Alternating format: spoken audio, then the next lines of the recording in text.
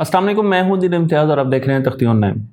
Science जिन बड़े सवालों के जवाब ढूंढ रही है उसमें से एक सवाल ये है कि ज़मीन पर ज़िंदगी कैसे है।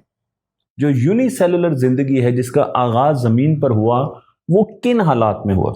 इस पर बहुत ज़्यादा रिसर्च की जा रही है लेकिन अभी तक हम इस सवाल को, इसके जवाब को जान नहीं सके।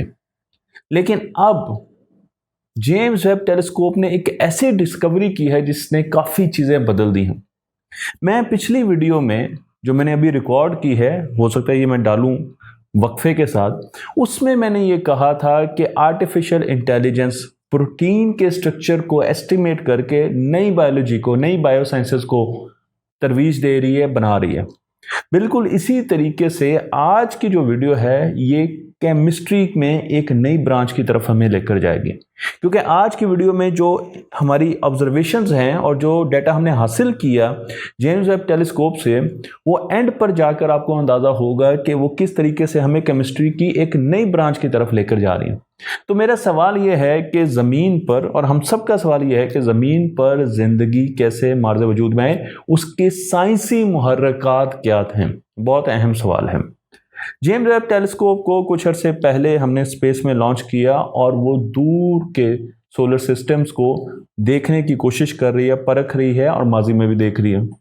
लेकिन अभी रिसेंटली जेम्स वेब टेलीस्कोप ने बहुत ज़्यादा दूर नहीं देखा, करीब के एक बनते हुए नए सोलर सिस्टम में एक नया कंपाउंड दरियाफ्त किया है जो कि कार्बन का कंपाउंड है। इस कंपाउंड को CH3 और ऊपर अगर आप प्लस लिखें मिथाइल कैटाइन, कैटियन भी कह सकते हैं, मुख्तलिफ इसकी प्रोनाउंसिएशन है लेकिन मैं कैटाइन कहना ज़्यादा पसंद करूँगा। मिथाइल कैटाइन या मिथाइल कैटियन, इस नए कंपाउंड को जो कि एक कॉम्प्लेक्स कंपाउंड है, जो कार्बन का एक कॉम्प्लेक्स कंपाउंड है, उसे दरियाफ्त किया है एक दूर के नए बनते हुए, जन्म लेते हुए सोलर सिस्टम में। मैं आपको लेकर चलता हूं इस यंग सोलर सिस्टम में। ये वो सोलर सिस्टम है जो कि बन रहा है और इस सोलर सिस्टम में बीच में सूरज है और उसके गिर्द फिलहाल प्रोटोप्लैनेटरी डिस्क है। प्रोटोप्लैनेटरी डिस्क वो इलाका है जिसमें अभी प्लैनेट्स बनेंगे, लेकिन फिलहाल उसमें बड़े बड़े पत्थर और डस्ट सूरज, नए सूरज के गिर्द घूम रहे हैं। इसे प्रोटोप्लैनेटरी डिस्क कहते हैं और इसका नाम है D203-506। ये प्रोटोप्लैनेटरी डिस्क मौजूद है ओरियन नेबुला में, और ओरियन नेबुला हमसे ज़मीन से 1350 लाइट ईयर्स दूर है, यानी बहुत ज़्यादा दूर नहीं है। अगर आप मार्च में बाहर निकलें और आसमान साफ हो तो आप ओरियन नेबुला को ज़मीन से भी देख सकते हैं।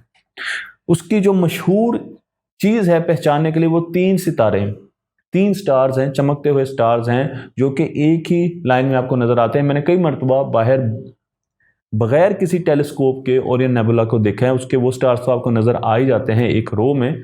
आप ओरियन नेबुला को जब वो हमारे आसमान पर मौजूद हो, हमारे सामने हो, उसे देख सकते हैं। तो ओरियन नेबुला में हमें ये चीज़ नज़र आई है।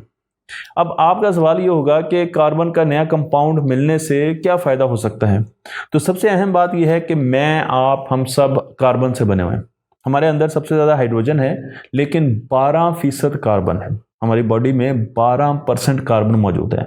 लेकिन कार्बन की जो सबसे बड़ी खूबसूरती है वो ये है कि इसके वैलेंस शेल में 4 इलेक्ट्रॉन्स है। इसका मतलब ये है कि ये मुख्तलिफ एलिमेंट से मिलकर कंपाउंड्स बना सकता है, नई चीज़ें बना सकता है, फ्लेक्सिबल है बहुत ज़्यादा। ये काम सिलिकॉन भी कर सकता है लेकिन सिलिकॉन इतना फ्लेक्सिबल नहीं है। कार्बन अमाइनो एसिड्स बनाता है और अमाइनो एसिड्स हमारे, अगर हम देखें तो 20 अमाइनो एसिड्स हैं, और जब अमाइनो एसिड्स आपस में तस्बीह की तरह मिलते हैं तो वो पेप्टाइड्स बनाते हैं, बड़ी चेन्स बनाते हैं। पेप्टाइड्स फर्दर प्रोटीन्स बनाते हैं, और आपको पता है कि हमारे सेल में प्रोटीन्स भरी हुई हैं। तो प्रोटीन्स जो हमारे सेल को बनाती हैं, इसका मतलब यह है कि लाइफ को प्रोटीन बनाती हैं। तो कार्बन बेसिक बिल्डिंग ब्लॉक है लाइफ का, और अगर इस बेसिक बिल्डिंग ब्लॉक में किसी किस्म का नया आंसर आ जाए तो आप समझ लें कि लाइफ में नया आंसर आ सकता है। ये चीज़ हमें मिली जेम्स वेब टेलीस्कोप की मदद से, और उस पर बहुत से इंस्ट्रूमेंटेशंस इंस्टॉल है।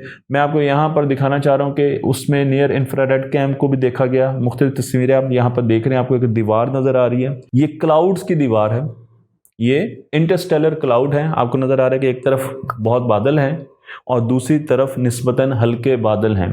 तो मिड इंफ्रारेड कैम से ये तस्वीर ली गई। फिर उसके बाद मेरी जो मिड इंफ्रारेड रेंज इंस्ट्रूमेंट है उससे भी हमने ये तस्वीर ली, और बीच में आपको एक नज़र आ रहा होगा यंग स्टार, जहाँ पर हमने उसको हाईलाइट करके दिखाया है। यहाँ पर आपको नज़र आ रहा है बाउंड्री पर ओरियन बार इसको कहते हैं, ये जो बाउंड्री है इसे ओरियन बार कहते हैं। इस पर आपको एक यंग स्टार नज़र आ रहा है, और उस यंग स्टार के साथ एक बड़ा मैसिव स्टार है। इस मैसिव स्टार से अल्ट्रा वायलेट रेज निकल रही है, और अल्ट्रा वायलेट रेज अब दो काम करती हैं। एक तो वो ये करती हैं कि वो इन क्लाउड्स को आहिस्ता आहिस्ता इनकी डेंसिटी को कम करती हैं। मैं इसकी तफसील एक वीडियो में बता चुका हूं कि जहां पर ये मैसिव स्टार होंगे आहिस्ता आहिस्ता वहां से क्लाउड्स छट जाएंगे, इंटरस्टेलर क्लाउड्स छट जाएंगे। और दूसरा काम वो ये कर रही हैं कि वो इस नए बनते हुए स्टार को बम्बार्डमेंट कर रही हैं उस पर। ये जो नया बनता हुआ सितारा है और इसके गिर्द प्रोटोप्लैनेटरी डिस्क है, ये एक छोटा सा रेड डवार्फ स्टार है, यानी D203-506 एक रेड डवार्फ स्टार है जो कि हमारी गैलेक्सीज में ज़्यादातर पाया जाता है। अच्छा, मैं आपको ये भी बता दूं कि इसका जो नेबरिंग स्टार है वो इसको बम्बार्ड कर रहा है यूवी से, और उस बम्बार्डमेंट की वजह से इसमें मुख्तलिफ किस्म की चेंजेस आ रही हैं। जहां पर सितारे बनते हैं, हमें पता है कि सितारे इंटरस्टेलर क्लाउड से बनते हैं जहां पर वो ज़्यादा डेंस होते हैं। तो सितारे हमेशा ग्रुप्स में बनते हैं, कुछ सितारे बड़े होते हैं और कुछ निस्बतन छोटे होते हैं। तो अल्ट्रा वायलेट रेज स्पेस में, कॉस्मोस में आराम से हमें हर जगह पर नज़र आती है।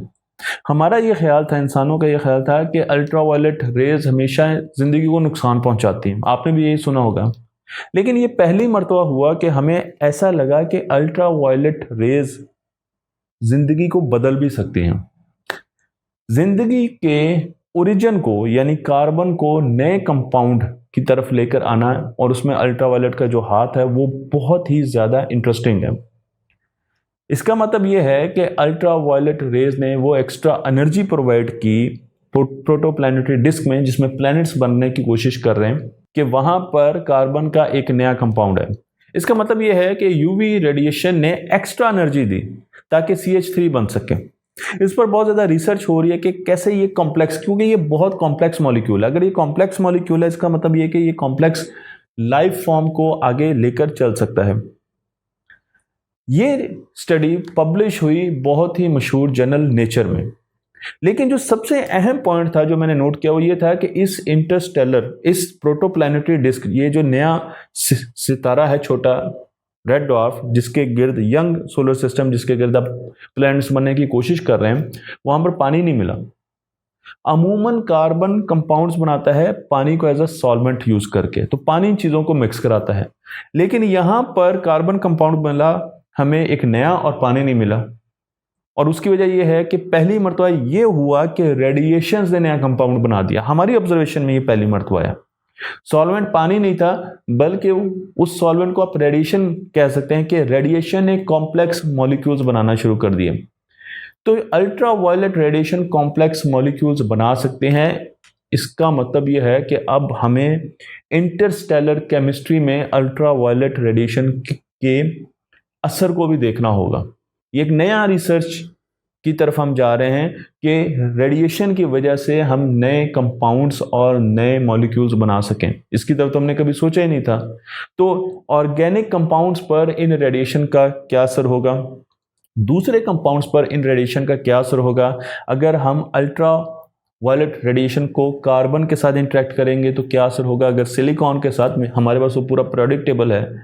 तो ये एक ऐसा हिस्सा है जिसको अभी तक हमने एक्सप्लोर नहीं किया कि रेडिएशंस का इफेक्ट मुख्तलिफ किस्म के केमिकल रिएक्शंस पर, मुख्तलिफ किस्म की कंपाउंड फॉर्मिंग पर, मुख्तलिफ किस्म के एलिमेंट्स पर क्या होगा। और इस तरफ अब केमिस्ट्री जाएगी और केमिस्ट्री देखेगी कि पानी जो काम कर रहा था और सिंपल कार्बन के कंपाउंड्स पैदा कर रहा था इस सोलर सिस्टम में, नए सोलर सिस्टम में, वो काम बल्कि उससे ज़्यादा मुश्किल काम, क्योंकि ये मुश्किल कंपाउंड है, ये कॉम्प्लेक्स कंपाउंड है, CH3, इसे रेडिएशन ने पैदा कर दिया। तो रेडिएशंस और क्या क्या कर सकते हैं, और रेडिएशन का जिंदगी को सिर्फ ख़त्म करने में ही हिस्सा नहीं है, बल्कि ज़िंदगी के जन्म में भी रेडिएशन का हिस्सा हो सकता है। तो इंटरस्टेलर केमिस्ट्री और उसमें रेडिएशन के effect on different elements and compounds, इसको बहुत ज़्यादा स्टडी किया जा रहा है। तो मुझे उम्मीद है कि Webb telescope, James Webb telescope की इस डिस्कवरी को आपने सराहा होगा, और इसके ज़रिए जो इन्फॉर्मेशन हमें मिली और जो फ्यूचर में हमें इन्फॉर्मेशन मिलने जा रही है उसको भी आप कदर की निगाह से देखेंगे। तख्ती ऑनलाइन को लाइक कीजिए, शेयर कीजिए और इस इल्म को दूसरों तक पहुँचाते रहिए।